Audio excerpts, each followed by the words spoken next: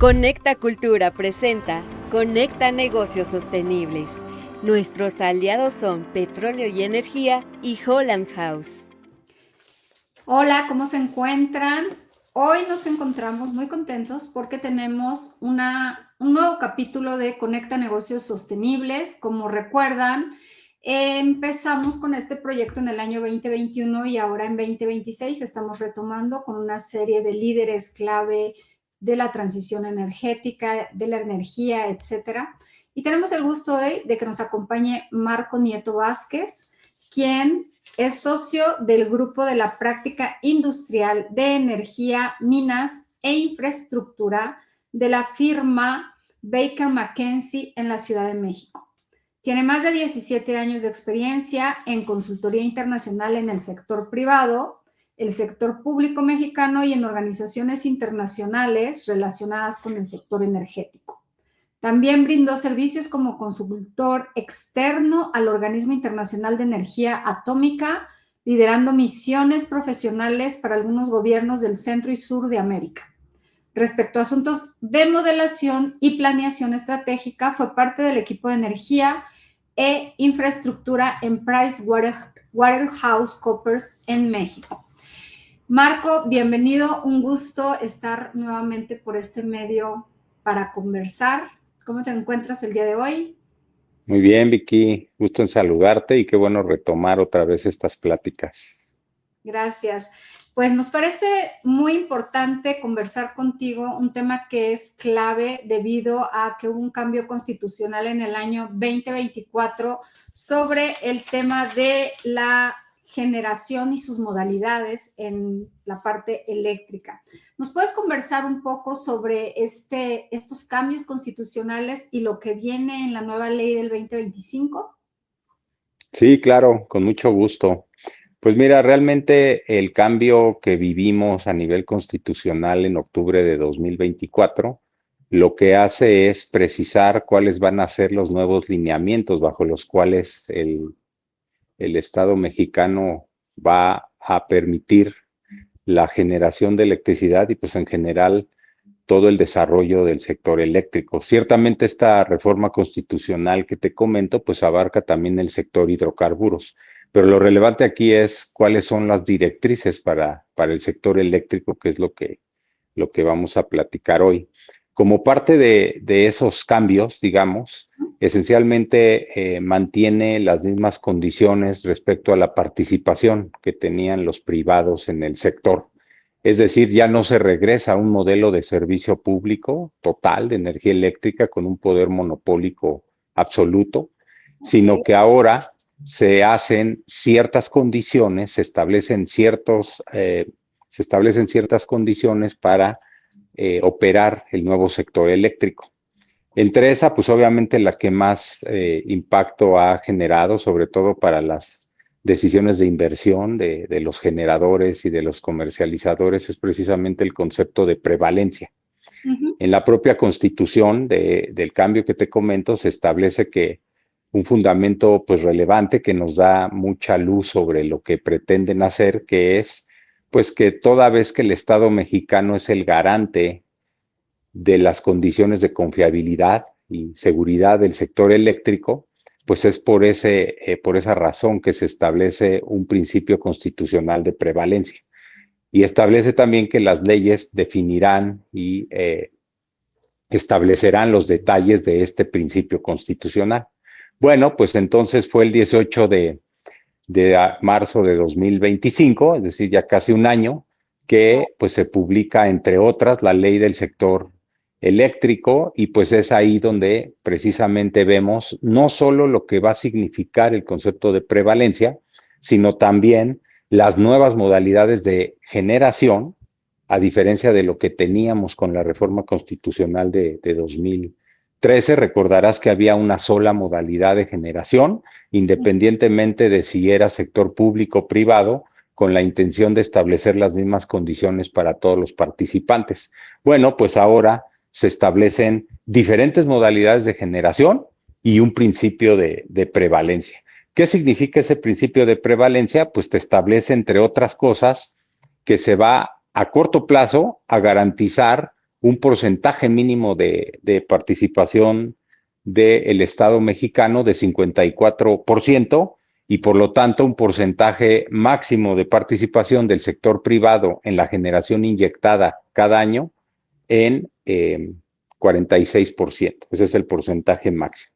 También establece como condiciones para largo plazo, pues algunos tipos de guías o directrices sobre lo que va a significar la prevalencia en el largo plazo, es decir, en la planeación del sector eléctrico nacional, y pues es ahí donde tú miras cuáles son las características particulares.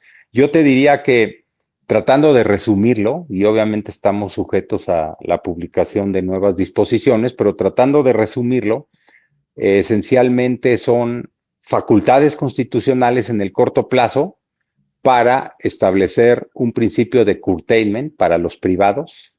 Y por otro lado, para el largo plazo, te establece, entre otras características, la posibilidad de definir y, en su caso, autorizar o negar los permisos para generar. Este es un cambio bien relevante porque el principio legal bajo el cual se definió la ley del sector eléctrico hace una diferencia en términos de generación. Como recordarás y como acabo de comentar, en la ley de la industria eléctrica abrogada con esta nueva ley que estamos comentando, se establecía una forma única de generación, pero esa forma única de generación te otorgaba por ministerio de ley el carácter de generador. El rol de las autoridades, entre otros de la Comisión Reguladora de Energía para expedir permisos, se establecía claramente que lo único que podía hacer era revisar los requisitos que ellos mismos te establecían y otorgar el permiso. Aquí ese es el verdadero cambio legal que se establece, donde ya por ministerio de ley ya no eres un generador, sino que es la facultad de autoridad que te va a dar, en este caso el órgano regulador, el que te va a garantizar que puedas o no obtener un permiso. En otras palabras, hay principios de autoridad bajo los cuales se puede negar un permiso, y eso efectivamente debe estar alineado con las directrices de largo plazo, entre otras el principio de prevalencia, y por lo tanto autorizar o negar los permisos de generación. También por ahí se establecen principios de proyectos prioritarios, pero me parece que a nivel, digamos, de las reglas, ese es el principal cambio para el largo plazo. Para el corto plazo, pues es muy peculiar porque en ciertos lugares de la ley del sector eléctrico tú vas a encontrar que el principio de prevalencia se debe garantizar en el corto plazo también, y dice muy claramente que es respetando las reglas de despacho, pero sujeto a restricciones de confiabilidad. ¿Qué quiere decir eso? Pues que, entre otras cosas, el gobierno mexicano, a través de todas sus entidades, los que regulan, los que hacen política pública y los que operan, deben de respetar las famosas tablas de mérito para el despacho de electricidad, siempre y cuando no exista una restricción de confiabilidad. Es decir, cuando hay un problema de la salud, por decirlo en términos muy conceptuales del sector eléctrico, es que se va a ejercer este principio constitucional de prevalencia en el corto plazo. Todavía queda pendiente la publicación de metodologías para medir ese porcentaje, porque como puedes verlo también en la ley, se establece que todo lo que sea participación privada se va a considerar como de este lado del 46, pero todo lo que directa o indirectamente forme parte de la participación pública, y esto puede ser incluso a través de los proyectos mixtos, que es una de las modalidades de generación, es que se establece precisamente esa contabilidad de qué es lo que representará la energía inyectada. Esto ayuda a entender un poco entonces las modalidades de generación, porque a diferencia de la ley de 2013, donde se establece un carácter único, ahora tienes diferentes modalidades. Tienes la modalidad de generación para el mercado eléctrico, donde te sujetas pues esencialmente a lo que habíamos visto con la ley de la industria eléctrica de 2013, son esencialmente las mismas características. Vas a tener competidores en un mercado, vas a tener agentes privados de la generación que van a poder vender dentro del mercado eléctrico, pueden entregar en el mercado spot, etcétera, ¿no? Esa, digamos que en términos muy conceptuales, se mantiene. va a haber otra modalidad que se llama la de generación para autoconsumo, y esta es muy característica porque es totalmente nueva, en mi opinión, trata de establecer cierta flexibilidad para las restricciones a la capacidad de transformación que tiene el país en ciertas regiones.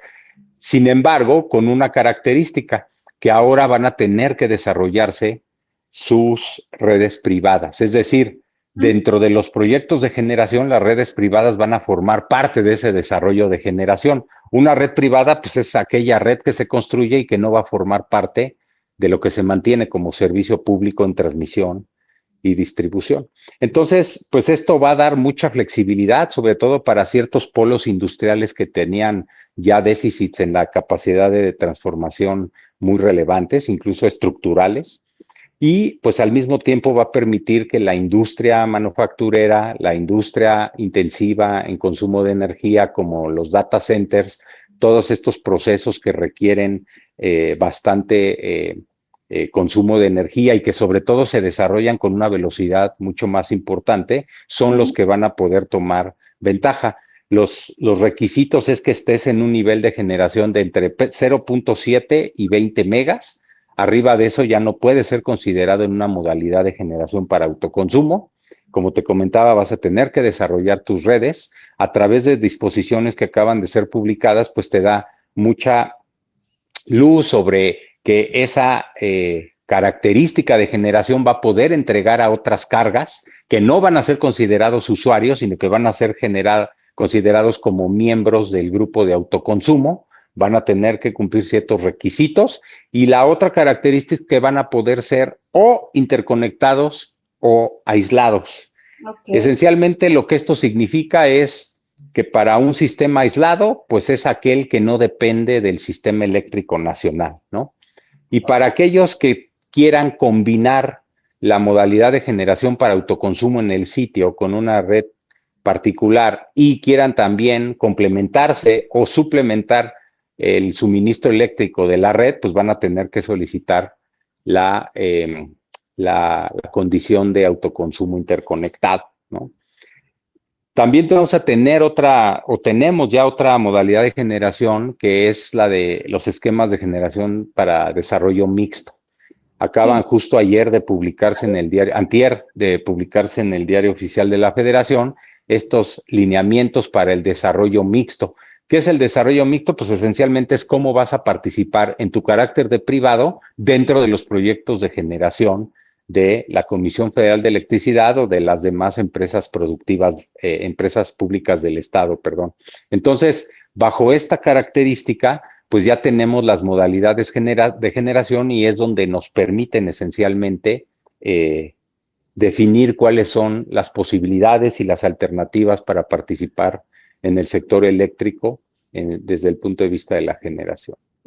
Muchas gracias, Marco, porque en realidad nos estás dando un panorama muy claro de cómo cambió el aspecto de la generación en el año 2013 con aquella reforma y cómo se encuentra en este momento. Y hay una diversificación, por lo que tú estás mencionando con el tema de el tema de la prevalencia, que es ese 54%, luego tenemos el 46% para privados, esta nueva modalidad que tú mencionas de autoconsumo, pero que sin lugar a dudas, tanto en el corto plazo como en el largo plazo, pues cada uno de los jugadores tendrá que ir haciendo los ajustes necesarios para la operación de estos modalidades de generación. Desde lo que a ti te toca vivir y dentro de la firma, en el grupo en el que te encuentras, ¿cómo valoras esta situación con las nuevas modalidades de generación? ¿Positivas, negativas? ¿Cuáles son los desafíos a los que se van a encontrar los jugadores? Sí, pues mira, realmente el rol que debemos jugar los asesores de no solo de México, sino de cualquier país, eso lo vemos en todas nuestras oficinas alrededor del mundo. Realmente nosotros no podemos calificar si una regulación está bien o mal. Tenemos en nuestro portafolio de negocio a nivel global, tenemos prácticamente participación en todas las jurisdicciones más diferentes y más relevantes del mundo. Yo te diría que el rol es particularmente analizar el marco regulatorio, Ok. revisar los intereses de los clientes, en este caso, pues si es de un generador, se analizan cuáles son las posibles debilidades, las posibles fortalezas para el perfil que tiene el cliente. No es lo mismo hablar de una empresa que está pensando desarrollar proyectos in situ a aquella empresa internacional como las hay en México que buscan desarrollar proyectos a gran escala. Ahí tú defines un perfil de negocio y de riesgo de cada cliente y a través de ese perfil es que nosotros hacemos el análisis del marco regulatorio y preparamos cuáles son las fortalezas, las debilidades o incluso las alternativas que pueden tener, sobre todo si las empresas o nuestros clientes no tienen mucha experiencia participando en jurisdicciones como la mexicana. Obviamente hay ciertas condiciones que ayudan. Por un lado, el tratado que tenemos con Norteamérica, Estados Unidos y Canadá. Por otro lado, pues tenemos también la necesidad de fortalecer las inversiones en el sector. Eso pues también cambia el perfil de riesgo de nuestros clientes porque aunque puede haber condiciones que comparativamente en sus decisiones de negocio las pueden ellos considerar como adversas, pues también el potencial que hay de las necesidades de inversión, pues se vuelve un mercado atractivo, ¿no? Claro. Tenemos también un tema geopolítico que está cambiando, eso también pues hace que los participantes tengan que ir aprendiendo sobre cuáles son los verdaderos riesgos que hay ante tanta incertidumbre. Realmente no es un tema que la propia redacción de las nuevas leyes te den riesgos mayores o menores, sino que es comparativamente con otros mercados lo que vuelve atractivo un país. Yo te diría que para México, pues el potencial sigue estando ahí. Tenemos sobre todo los retos, los que a nivel personal veo como los más relevantes, y eso por las pláticas que hemos tenido internamente con otras oficinas en el mundo, yo te diría que son tres. Por un lado, pues está el tema geopolítico, pero ese nos pega a todos. Claro. Por otro lado está la digitalización. La digitalización tiene una necesidad de intensidad energética tremenda. Sí. Para darte una idea, mira, hicimos con el equipo de inmobiliario aquí en México un estudio sobre cuáles eran las necesidades que se podían requerir para estas empresas tecnológicas. Para que tengas una idea, si haces un cálculo de intensidad energética por hectárea, aproximadamente una empresa siderúrgica o la propia refinería que acaban de construir en el país te demandaba entre 1,500 y 2,000 kVA por hectárea.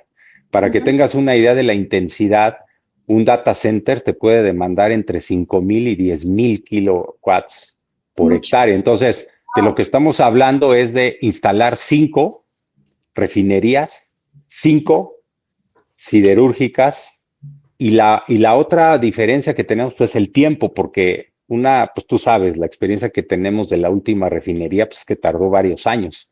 Un data center te puede tener la capacidad de instalarse en plenitud en menos de 12 meses. Entonces, de lo que estamos hablando cuando te comento sobre los retos de digitalización, es de que México tiene que estar preparado energéticamente para construir en parques industriales 4 refinerías al año aproximadamente. Entonces, los requerimientos respecto a la temporalidad y a la necesidad de incrementos de demanda en ciertas zonas es el segundo reto que veo, ¿no? En términos de los data centers, las empresas que demandan mucha energía para digitalización.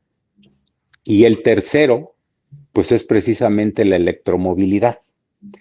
La electromovilidad pues tiene también un potencial. Ciertamente México ya tiene en la ley que estamos platicando del sector eléctrico las directrices, las bases, pero pues también se requiere inversión, ¿no?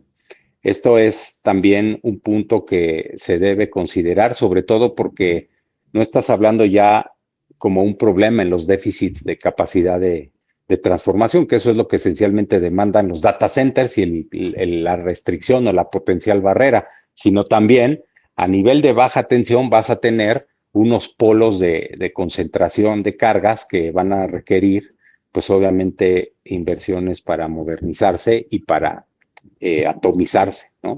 Uno de los grandes retos que tenemos para lograr la electromovilidad, pues es precisamente la infraestructura de recarga, ¿no?